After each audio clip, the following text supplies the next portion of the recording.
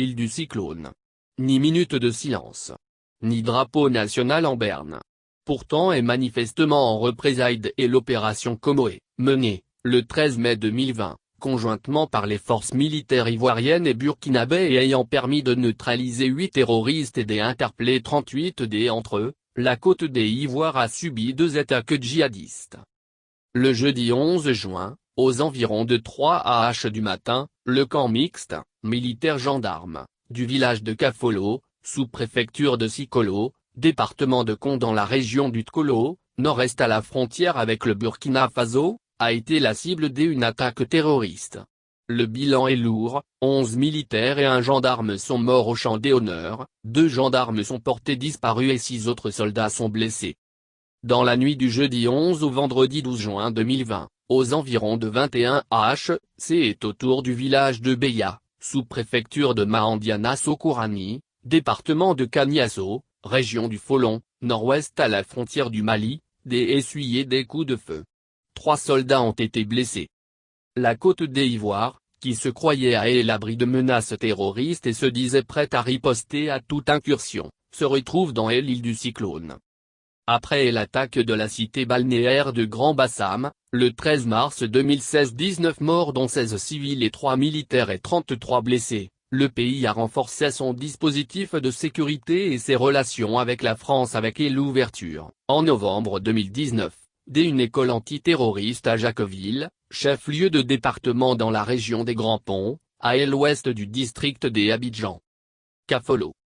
Les renseignements ont ainsi permis de déjouer plusieurs attentats et éviter des pertes en vie humaines. Mais la situation reste très volatile.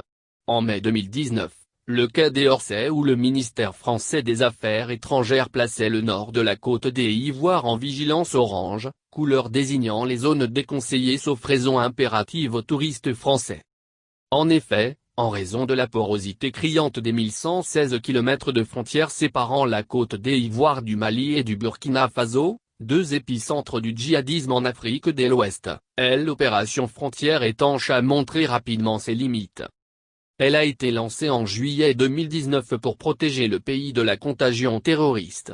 300 militaires ont été déployés pour s'associer aux policiers, gendarmes et douaniers et renforcer le dispositif existant. Sur le terrain, les soldats ont, eux-mêmes, reconnu que la tâche s'annonçait titanesque.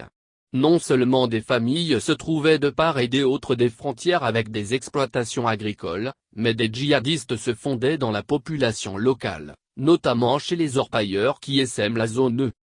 Cette réalité de l'infiltration du pays vient répondre en écho aux cris d'alerte de Conan Bédié, président du PE de Sirda, qui dénonçait, le 7 juin 2019, des faits troublants.